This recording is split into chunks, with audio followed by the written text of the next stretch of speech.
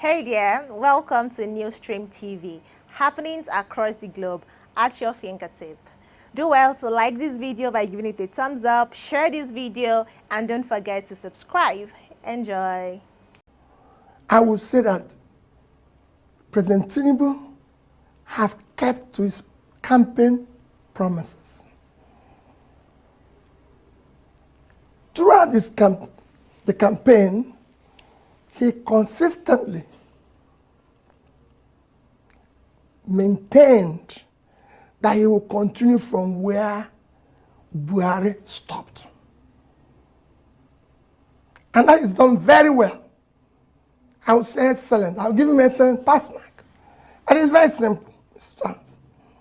Dollar was 460, is now 1,005.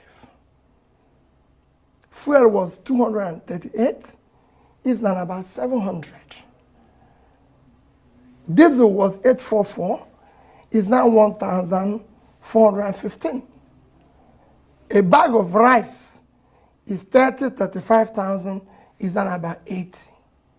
A bag of beans was similar, 35, is now about 90. Gari was 27.28, is now 49.50. A tuber of yam was about 2,007 to 3,000, now is about 10,000. Tomato basket is about 40,000, that is over 150,000. Electricity is 66 kilowatts, is now over 200. You can go on and on. Our debts, even bread, which is a basic thing other countries that subside, like Egypt, bread, smaller, medium bread was 450 naira. It's not 900 naira. The big one is 900, is 1,005. Our debt, like I mentioned, was 87. By end of last year, it was actually 97. The highest we've done within that short period. Now is over 100 trillion. In fact, this year alone, the government, through the Central Bank of Nigeria.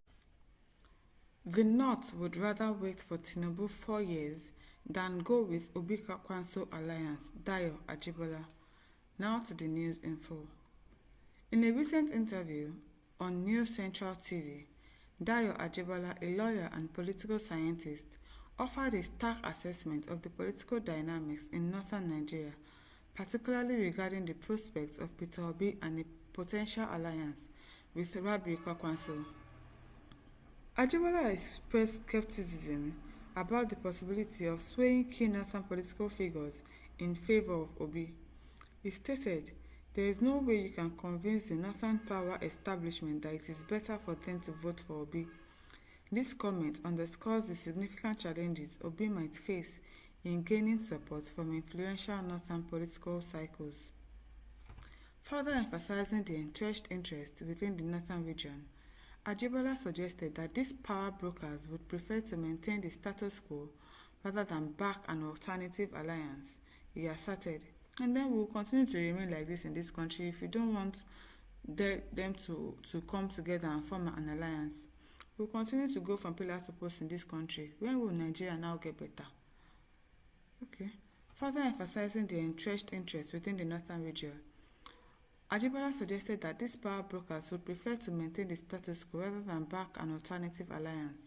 He asserted, "The northern establishment would rather wait for Tinubu's 4 years than go with an Obi Kwankwaso alliance."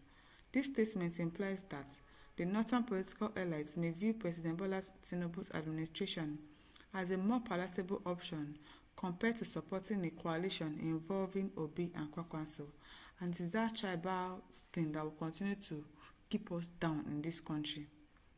Ajibola's analysis highlights the complex interplay of regional politics and entrenched interest in shaping Nigeria's political landscape.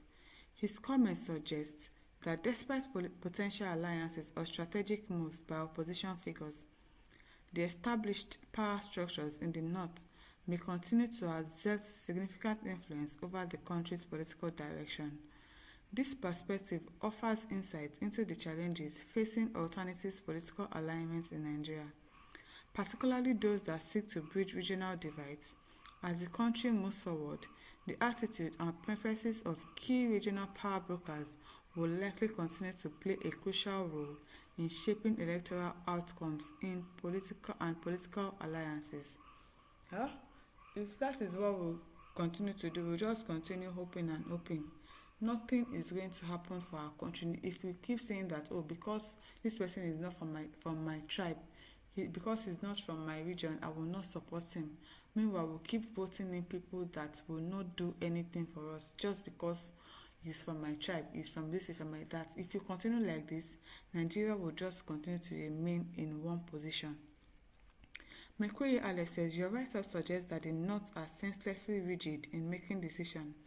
Even when it is to their disadvantage, they will go that way.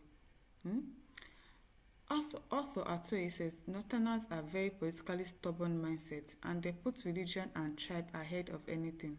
We still have a long way with our Northern brothers. They used to be our best family before the war, but since after the war, reconciliation has been like eternity.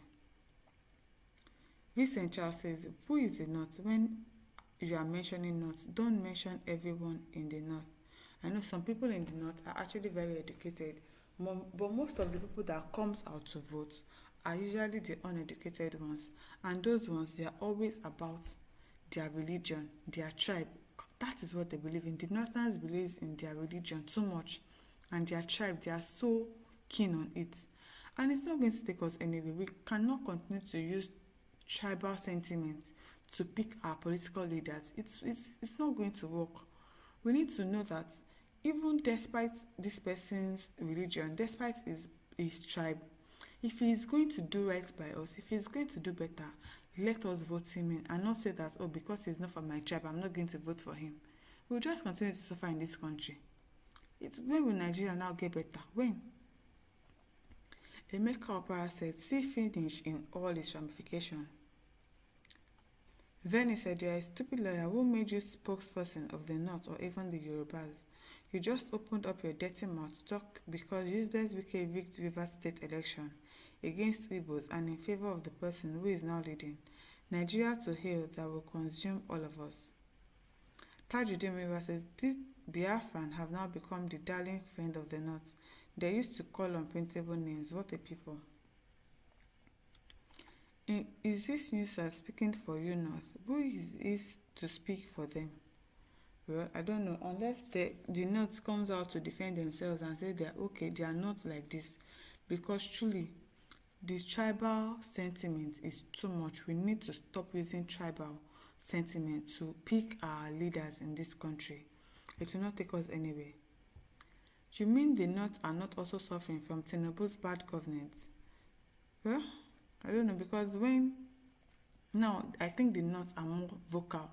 When Buhari was there, they were not doing anything, they were not complaining. Now that Tinubu is there, of course they are complaining. They will start saying, now your Yoruba brother did there now. But when Buhari was there, they were not complaining. Now I just really think that there needs to be orientation to all of these northern people, to everybody as a whole. Whether you are Yoruba or whether you are Igbo, whether you are Hausa, we should orientate ourselves and believe that just because this person is from my tribe does not mean that it means well for me. Does not mean that he is going to do right by me. Pick somebody that will do the actual job that you are taking him to do, despite his tribe, despite his religion. If he is from Hausa, if he is Yoruba, if he is Igbo, once he is going to do what you are putting him there for, that is the person you should vote for, and not say, because this person is not from my tribe, I'm not going to vote for him. Nicholas Okere says, so the entire North made you their advocate. It is unfortunate that in this era, age and time, we still have hypocrites, bigoted mindsets, and sentimentalists. We are tired with incompetent government, Shamsuddin says. Michael Abman says, regional power brokers that have not developed the region before and after independence. Christopher Lambert also said, Igbo people and their scam brother Peter Obi are wasting their time.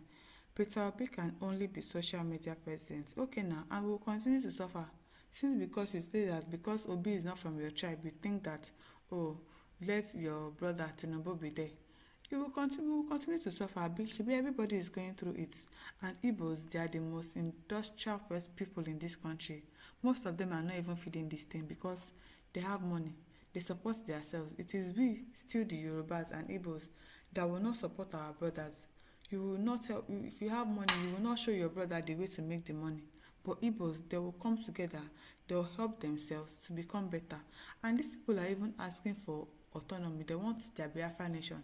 It is still you seeing people that do not want to give them LG autonomy. And yet you don't want somebody from their tribe to be the president of the country. What exactly is our problem in this country? What? My listeners, over to you. Leave your thoughts in the comment section. Do not forget to like, to share, and to subscribe to our YouTube channel. Thank you for listening. See you some other time.